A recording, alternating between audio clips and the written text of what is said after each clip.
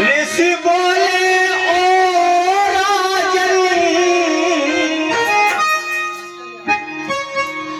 वो बालक कभी न सो सकता, हम आए जावे बिना दरस, ऐसा तो कभी नहीं हो सकता।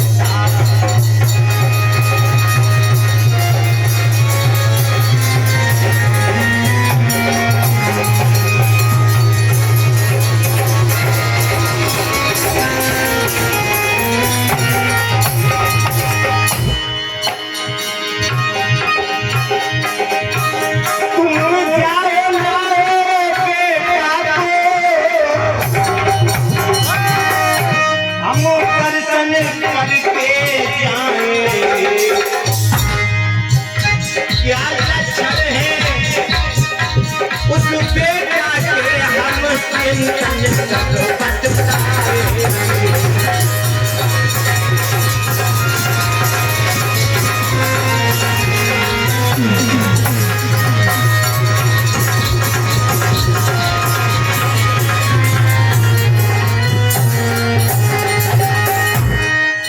भैया सुन के इतनी बात, बेटा को ले आए,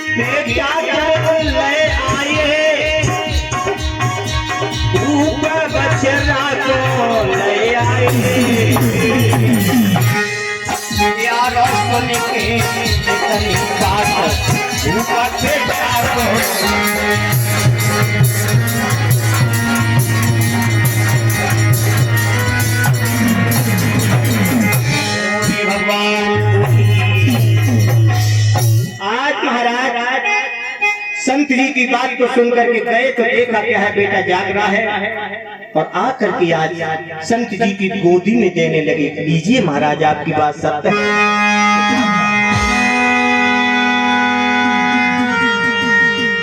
अशक्त मुनि ने बालक को गोद में लिया। आप देखेंगे आप लोग किस प्रकार से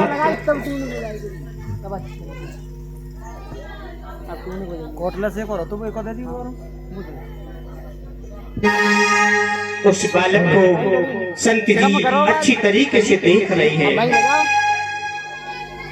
हाथ देख रहे, चेहरा देख रहे, पैरों की तरफ नजर, जो भी लक्षण है वो सभी देख रहे हैं एक एक करके।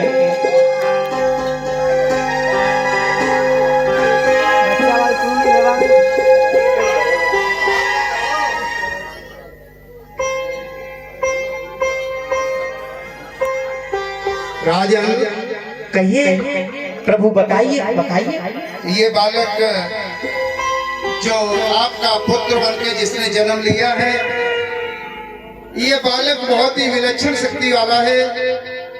इसके शरीर पर महापुरुषों के लक्षण हैं और मैंने अभी देखे इसके 32 लक्षणों से भरपूर ये बालक है। और जब बालक ये बड़ा होगा सारे संसार का कल्याण करेगा। या तो ये 1% चक्रवर्ती सम्राट बनेगा या ये महान तपस्वी बनेगा, महान सन्यासी बनेगा। और चक्रवर्ती सम्राट बनने के चांस तो ना के बराबर हैं। ये बड़े होकर के बालक बहुत बड़ा सन्यासी बनेगा और सारे संसार का ये बालक कल्याण करेगा। राजन बहुत सुंदर महाराज। महाराज अपने घोंटों के बल हाथ जोड़ करके बैठ जाते जमीन पर। और महाराज ने जब अशक्त मुनि के चेहरे की तरफ देखा, लक्षण बताने के बाद अशक्त मुनि का चेहरा पहले खुश होकर के लक्षण बताए, फिर आंखों में आंसू। उसी वक्त महाराज शुद्धोधन घबरा जाते हैं, कहने लगे महाराज, हाथ जोड़ करके कहने लगे महाराज ये क्या बात है, ये क्या बात है, पहले हमारे बच्चे को आप हंस करके देखा, उसके बाद आपके आंखों में आंसू। कारण बताइए महाराज, क्या कारण है? हे राजन, कहिए महाराज। मेरी जो आंखों में आप आंसू देख रहे हैं, वो कारण ये नहीं है कि बच्चे के अंदर कोई ऐसा ऐब है, या बच्चा बड़े होकर के कुछ अन्यथा करेगा, ये बच्चा बड़े होकर के बहुत बड़ा तपस्वी बनेगा, सारे संसार का कल्याण करेगा। राजन, मेरी आंखों में आंसू आने का कारण ये है राजन, कि जब ये बच्चा बड़े होकर के एक भिक्षु बनेगा, एक सन्यासी बनेगा, ज्ञान की प्राप्ति करेगा, बड़ा बुद्ध बनेगा, और आप मुझे देख रहे हैं, मेरा तो बुढ़ापा है, पता नहीं कब संसार छोड़कर चला जाऊं। राजन, बस मुझे दुख इसी बात का है कि जब ये बालक बड़ा होकर के बुद्ध बनेगा, तो उस बुद्ध बने हुए सन्यासी के मैं दर्शन नहीं कर पाऊंगा। राजन, बहुत बड़ा बुद्ध बनेगा, मैं दर्शन नहीं कर पाऊंगा, इसी बात का मुझे दुख है राजन। और कोई बात नहीं है, बच्चा बड़ा विचक्षण शक्ति लेके पैदा हुआ है राजन, आप बड़े भाग्यशाली हैं, मुझे बस यही दुख है। अब आपसे महाराज एक हाथ जोड़ करके हमारा निवेदन है कि हमारे बच्चे के लक्षण हैं ऊंची तरीके से आया है सो जाएगा। आप तो समझदार हैं, आपसे मैं क्या कहूँ, बुद्धिजीवी है, लेकिन हमारे बच्चे का मैं चाहता हूँ कि आपके द्वारा ही नामकरण हो जाए। बहुत से ज्ञानी पुरुष आए, लेकिन अभी तक हमारे बच्चे का नामकरण नहीं हुआ। आप अपने कर कमलों के द्वारा, अपने हमारे बेटे के लक्षण के द्वारा, लक्षण के अनुसार हमारे बेटे का नामकरण और आप कर दें तो मैं बहुत बड़ा भाग्यशाली हो जाऊंगा। राजन,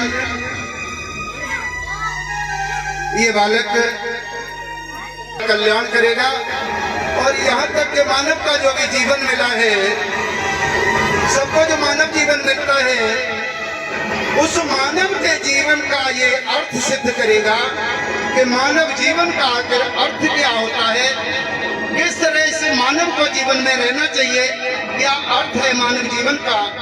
और उस मानव जीवन के अर्थ को ये बालक बड़े होकर के जब बुद्ध बनेगा तो उस मानव जीवन के अर्थ को सिद्ध करेगा। इसलिए आज इस बालक का नाम मैं सिद्धार्थ रखता हूँ, सिद्धार्थ रखता हूँ राजन, सिद्धार्थ। इतना सुन करके भाई सभा में ताली बजने लगी, महाराज खुश हो गए। बहुत सुंदर हमारे बच्चे का, और हमारा तो भाग्य ही खुल गया। असित मुनि जी, इतने बड़े संत महात्मा हमारे दरवाजे पर। उसी वक्त मेरे भाइयों, महाराज खुशी से कहने लगे, प्रजा के लोगों, लाइए हमारे खजाने से और व्यवस्था बनाइए, संत जी को मैं बिना दान के नहीं जाने दूंगा, बिना भोजन के नहीं जाने दूंगा। दान दान भैया कमेटी के लोगों से हमारा विनम्र निवेदन है, थोड़ा राजा महाराज की तरफ गौर करते हुए और महाराज को कुछ दान दे दें। दान महात्मा लोगों को कर दें, और दान दक्षिणा देने के बाद और उनकी विदाई कर दी जाए। बेटा नालक जी गुरु जी, देखो आज इस बच्चे का मैंने नामकरण किया है, और ये बच्चा बड़े होकर के बुद्ध बनेगा। और बेटा नालक, आप तो जानते हैं मेरा बुढ़ापा है, पता नहीं मैं कब संसार छोड़कर चला जाऊंगा। मुझे तो बड़ा दुख है कि मैं बच्चे के दर्शन नहीं से उस बालक के दर्शन नहीं कर पाऊंगा जो बालक बड़े होकर के बुद्ध बनेगा।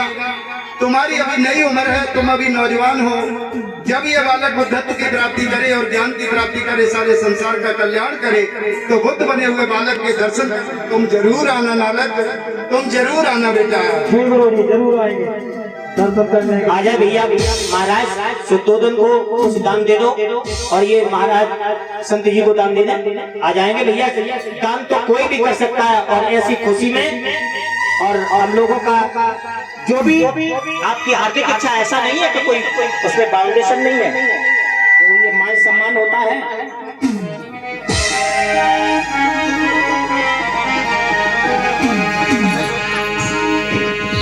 जब बेटे का नाम संस्कार कर दिया है सिद्ध मुनि ने, उसी वक्त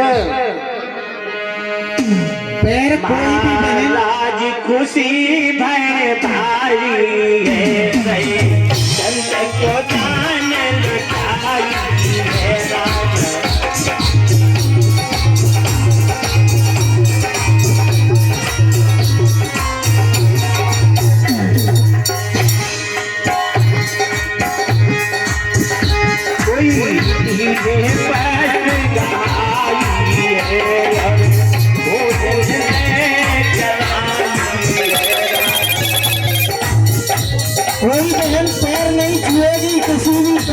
के। कोई भी बहन किसी भी कलाकार के पैरों को स्पर्श नहीं करेंगी, दूर से हाथ जोड़ेंगे। खास बात सुन ले, कोई भाई बहन किसी भी कलाकार के पैर नहीं छुएंगे, दूर से हाथ जोड़ेंगे केवल।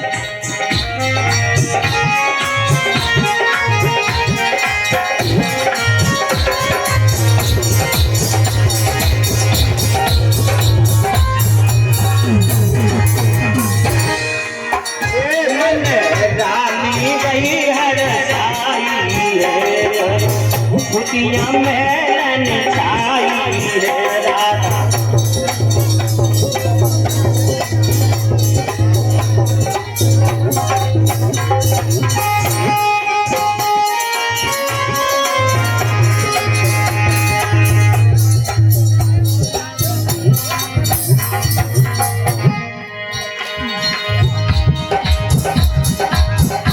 कोई दिशाला है ये जब जन्म हियाला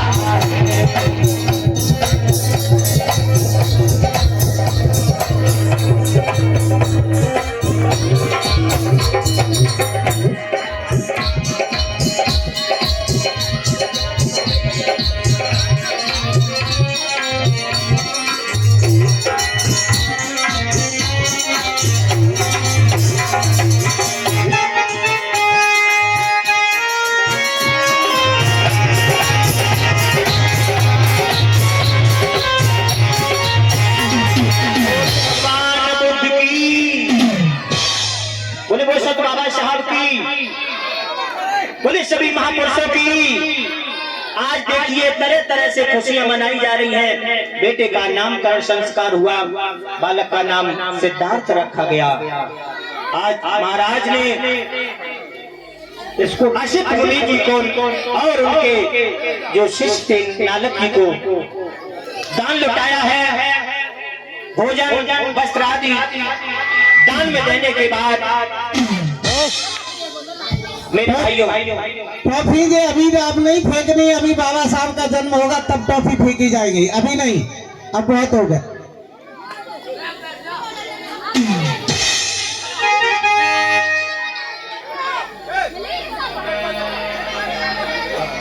इस बच्चे को ले लेते हैं। आज शुद्धोदन महाराज को संत जी बेटे को दे देते हैं और बच्चा रानी की गोद में पहुंच जाता है। रानी बच्चे को लेकर के और महलों की तरफ चली जाती है। भाइयों